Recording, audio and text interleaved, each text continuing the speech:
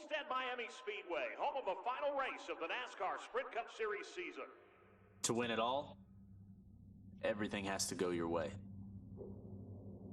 Anything can happen out on the racetrack, but you have to have faith in your ability. No matter what. Incredible driving by Carl Edwards in the 99. You've got to stay strong through the hard times, and you've got to fight for every position. And Carl Edwards is slicing his way through this field. Guys, this car is perfect. Gain the advantage by outthinking your opponents in the pits. Man, that is a great strategy, guys. Edwards takes 2 tires and comes out right behind Stewart. Great stop. And at the very end, be ready to seize your chance. Here comes Edwards. Tries to go high, but Stewart blocks.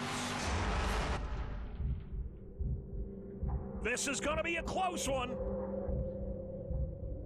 Edwards takes it. Carl Edwards is the new NASCAR Sprint Cup Series champion. History can be rewritten. Hey guys, What If here, and welcome to NASCAR the Game in Sideline Career Mode. We're pretty much starting this from a brand new save file. Nothing's been touched. I want to address this really quickly, but I tried to use my main account, or like my main save file, and for some reason every time I would restart the career, it would restart all of my upgrades, but it would keep my credentials, so that made no sense. So I used the different save of this on my account, so when you boot up the game, this is the first thing that pops up. So yeah, let's just get right into it, start our career, and pick our driver's name. And I thought about this, and I thought, because we already did the quickies, we're doing the Richmonds, and what should I do here? And I just thought of something. This is gonna be revolutionary, because it's gonna be me, but it's gonna be a female version of me, and we're gonna name it. If I was a actual girl, my name would be Brianna. So it'd be BRIANN, Brianna. And I was gonna use my last name here, but it won't fit it. So we got to go with the next best thing. So it's gonna be Brianna Pimpleback. Yep. And yeah, that's what's gonna be. It's gonna be Pimpleba. Okay, I tried. Yeah, it wouldn't fit my last name. It would put past or pastor, pasty or something. So yeah, Pimpleba. All right. So her nationality, America. Manufacturer, we're gonna go with Dodge, because Dodge is not a thing anymore. So our team name is going to be LBLT. Yeah, we're representing, even though we're representing that. So our car number, what should it be? Should it be Progressive 69? Should it be, or? Yeah, might as well. Yep, 69. And there you go. That's it. There's our driver. Let's just get right into it. I'm gonna probably change the settings because there's music, and I definitely don't want that getting me copyright strike. So I'm gonna go ahead and change this here under the options, and we'll get rid of that. Though, even though honestly the soundtrack in this game that I remembered was actually pretty good. I mean, I liked it.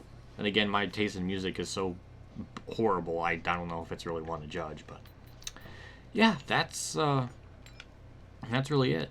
So right off the bat in this career mode, the first thing we absolutely have to do is check our driver assist, make sure. Oh god, that's all like ugly stuff. So we're gonna put all this off, and that's it for that. And I think that's the only two things we can really mess with. And yeah, let's get right into the career. First things first, we have nothing in our account. So the first thing we're going to get, or invest our money in, is an engine upgrade. We absolutely need that, because we're going to be really bad right off the bat. So it's 450,000. So So we'll see how much we can gain in this race. But again, the car, we can't really mess with it because it's just default. Oh, and okay, we're gonna be racing in Indy. Oh yeah, this is it was like this in NASCAR 15 as well, where they had the and NASCAR 14 and 50, where they had this you race at Indy and it kind of gives you like a rundown of like things in the game. But I mean, it doesn't really matter for us because we already know what's going on. But welcome to the infield garage, buddy. This is where we prepare the cars before each race. I'd like you to go out on the track and start getting used to how this car handles. That was not Jeff Hammond. Did they change it from this game to the next one? I don't remember that being the same guy. Huh. Really? Alright, well. Before we can start the season, we need to get you used to the car and hopefully attract some sponsors. Run a few laps, nothing too crazy. Just get used to how the car handles. Remember, we've got potential sponsors watching. Okay. Yeah, Hey, I'm Ty. I'm your spotter. I'm here to help you to reach victory lane. During the race, I'll be telling you where the other drivers are on the track, how your car's doing, help you out with some of the pit strategy. All you have to do is concentrate on driving. Now let's get this test session underway. Good luck. thanks. So, yeah, the one thing that's really neat. Keep an eye on here, buddy. At the bottom of the screen, you'll Oh, know I forgot to change the slow thing. this will show you when another car is getting very close to you. Okay, so the one thing I wanna address is that this game, as far as like driving model and just overall actually playing the game, I'm gonna turn my volume on my TV down so there's no echo. It's bugging the shit out of me. But yeah, this game is honestly, as far as driving is concerned, really damn fun. It's when it comes to like Eugenics games with NASCAR Inside Line 14 and 15, the handling is the best, easily the best part in this game. It's kind of a shame because I think the AI are really wonky and the tire fall off, at least in this game, is really unfair because you're the only one to get it and the AIs don't, so that kind of fucking ruins the game. But the handling is really good. I think it's pretty good. I mean, actually, you can actually go below. You know, you can touch the apron here and it won't automatically spin out. But yeah, I'm just getting a couple laps in here, just a tutorial basically. Might as well just wrap this up and kind of get on to Daytona.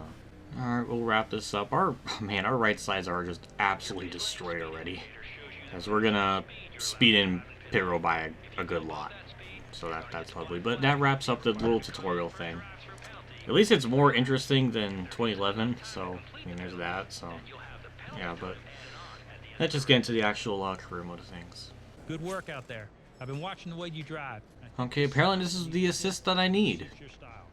Well, that's really fucking You're the stupid. one driving partner. So manual, no steering assist, no whatever this is, and that's it.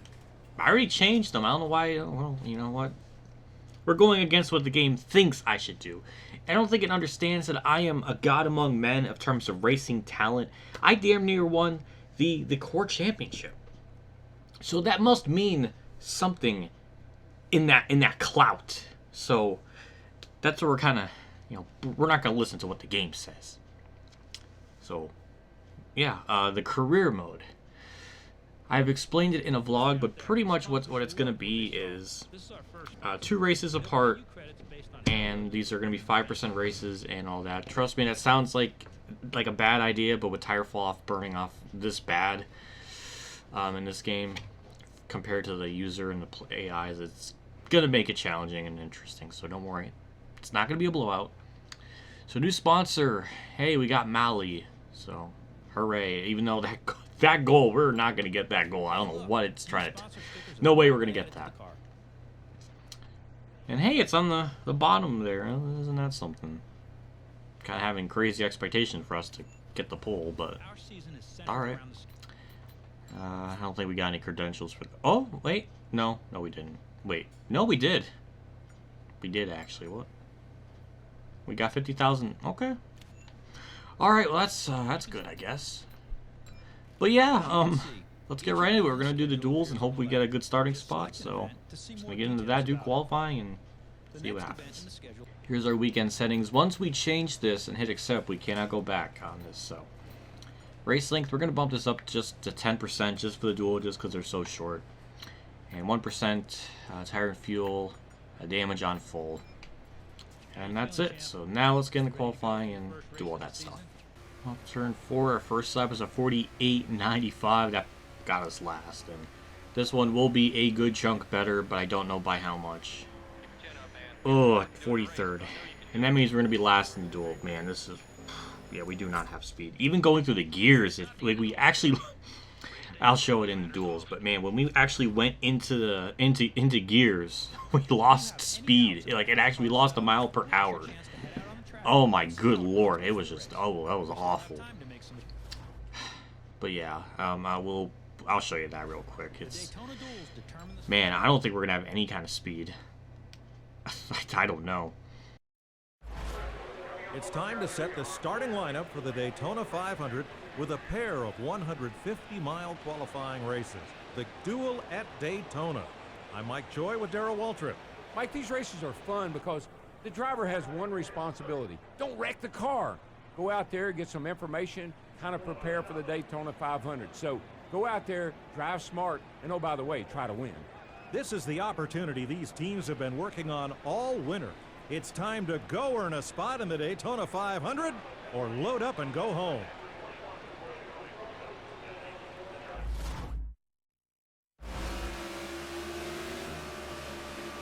Well, here we go. We do have cutscenes in this game, and honestly, they're pretty good. I like it. It's all cinematic and stuff. But yeah, here we go. I don't know what we're gonna have, honestly, but we got 6 laps to figure it out. As we are... Oh no. We're losing the draft. Are we losing the draft already? Yes we are. Look at that. Oh god, just going through the gears, it just... Oh, it's just so bogged down. And yeah, we just lost the draft. I mean, just right away. That's it. There's really no chance of us catching them. So I'll see you all at the end. Bye-bye. Yeah, we got last. Look at this freaking wheel. It's so ugly. There's like parts of it missing and oh god, it's like a freaking bum got it off the street. But 34,000 credits. Yay. That's the only thing we can take away from that is we got credits. Or yeah, that's really it. Here's our settings for Daytona, same as usual, just the only thing taken down is just the percent length. Everything else will remain the same, so I think we're just going to head straight into it because there's no qualifying here. So, yeah, the duel was our qualifying.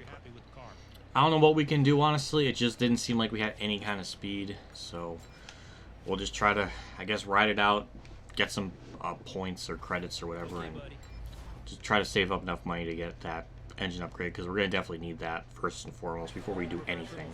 Only Nascar begins with its biggest event. Welcome to Fox Sports coverage of the Daytona 500. I'm Mike Joy with Hall of Famer Darrell Waltrip. Mike, the Daytona 500, the great American race. It's the Super Bowl. It's the World Series. It's the Kentucky Derby, all rolled into one. The 500 has always been the biggest race of any season. It has, Mike, and there's the guys that are favorites, but I love Dale Jr. in this race. This track means a lot to the Earnhardt family, and I love to see Dale Jr. win this thing. All right, 200 laps. Let's go.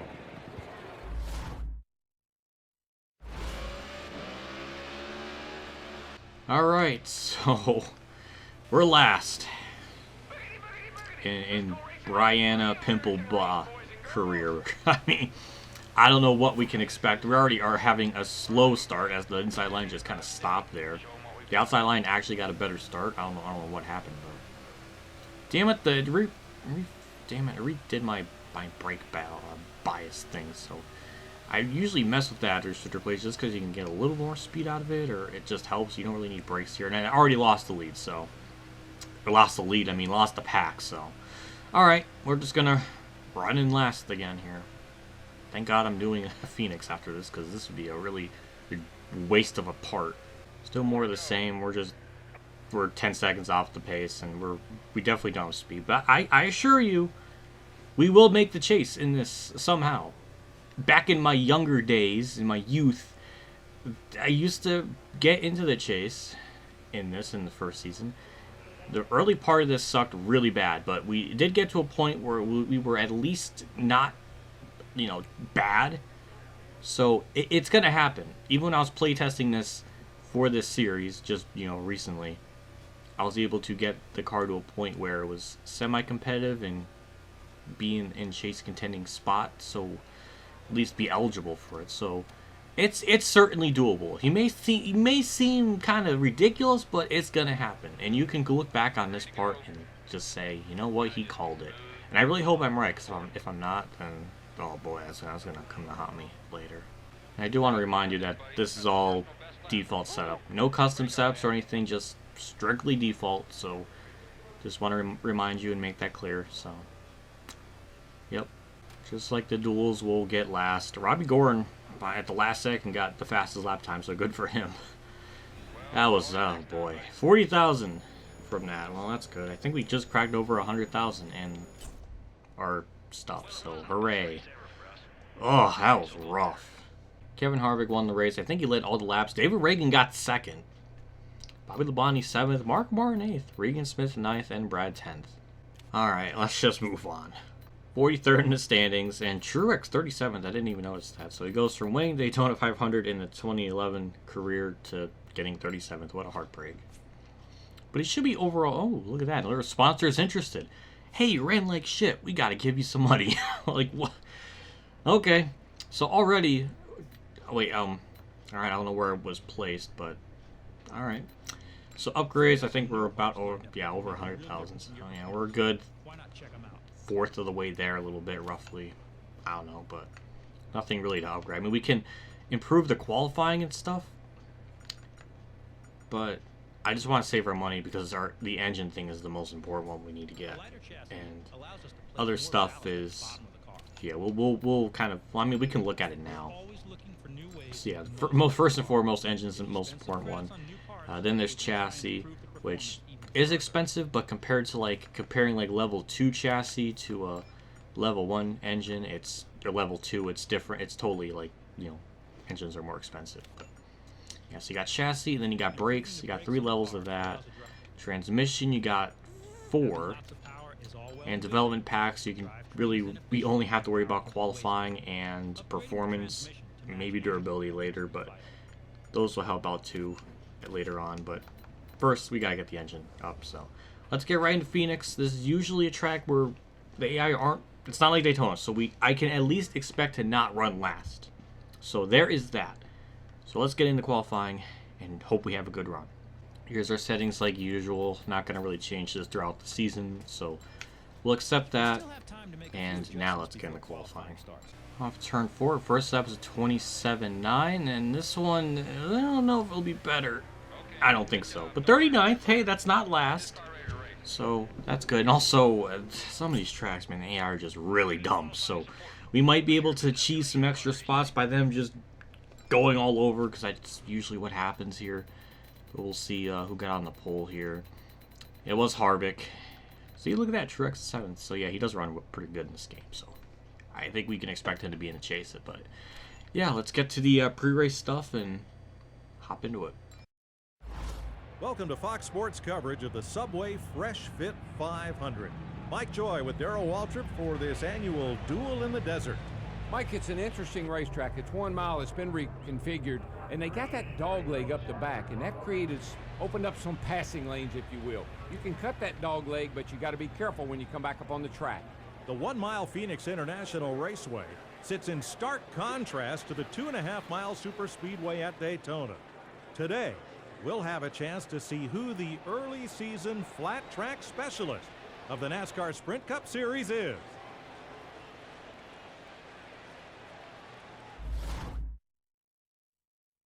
Here we go.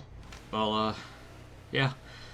So the first and foremost thing we're going to worry about is them braking very early in turn 1. Because that's what usually kind of happens. What is that with the car? It's like the freaking boat setup. Alright. Here we go. Be very careful. There we go. Alright, yeah, they kind of slowed up a little bit there. Again, not trying to set the world on fire. Just don't want to run last. And I think we won't. At least I hope not. But, yeah. Already up to a pretty decent start. Already gained a spot. I don't know why I'm down this low. And I almost wrecked from that, so that was absolutely just really fucking stupid on my part. But we're holding them all up. But don't worry, we'll get a good run in turn 1. See, like that, we pulled away a little bit. Actually, quite a lot. Alright, I don't need to go that low. See? Look at that. We kind of gapped them there. And as long as we keep doing that and just sustain it in turn 3, we'll be good.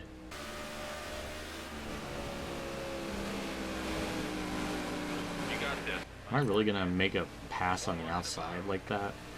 I mean, it damn near worked. But we kind of have them set up here in turn 1 that we can kind of cheese it on the outside. Look at that. Just scrape the wall a little bit. We'll gain those 2 spots up. That was just kind of textbook a little bit, but we gained some spots. A little bit of an update. Still in 37th. We're hanging on pretty well. Again, I think it's just because we get into turn 1 so well that whatever we lose in turn 3, we kind of like maintain it a little bit. But again, we're doing fine for now, but the problem is once these tires really begin to fall off, it's really going to be a problem. And just trying to hit my marks and be nearly about as perfect as I can be. And I mean, honestly, I'm totally okay with this. At least we're racing with somebody and we're not just like, you know, running like utter garbage. As I kind of hit Quaffle there, that kind of messed me up there. So there goes a little bit of time, but it's okay because we'll get them. We'll maintain it. That's what I'm trying to say. Well, still in 37th, Robbie Gordon continues to kind of close in on me, but we gained so much in turns 1 and 2. That's like 3-4 tenths nearly. Well, 3 tenths, but yeah, we gain a lot there, and then he kind of closes in, like back up on us. Like I've been saying, just hold them at bay, and even if they get by me, that's still like 40th back there, so that's still going to be better than Daytona. It's not saying much, but it's going to be better than Daytona, so it is a stepping stone. We'll go through this corner again. As you see, we just kind of, you know, gap them. Thankfully, Quaffle's just far and what am I trying to say? Far out in front of us, so we can actually enter turn 1 about as deep and aggressive as I can possibly go. Okay, we're still maintaining the gap. It's about 1/10 before we get into turn 1. Then we make that time all back up. So we're keeping them at bay. Just got to really hit my marks. I feel like Quaffle at this point is kind of holding me up. It's weird to say because he's kind of pulling away from us, but I'm not getting into turn 1 as good as I once was, so that might be a problem. But the good thing is, though the car is kind of falling apart, it's, I don't know, not like awfully bad to manage. I don't know if that's the right word, but yeah. And there we go. Almost built that gap back up from Robbie Gordon to 4 tenths, but we're maintaining it, and that's the key. Only a couple laps left to go, and I think we can probably hang on to this spot. 2 to go. More of the same, honestly. Just Robbie Gordon catching me. We just get a good run through here. Gap him up. Kenseth, I think, is just about to hit some lap traffic, so that's interesting. I remember in 2011, it took them quite a while to actually end up lapping cars, so it's weird in this game.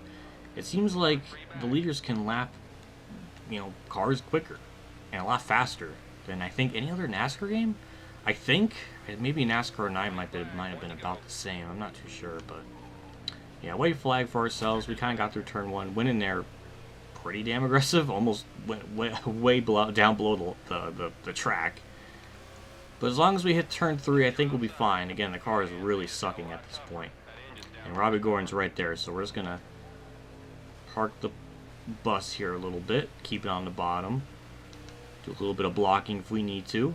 And there we go, P37. I will take it, and that's 25,000 credits earned, so I'll take it.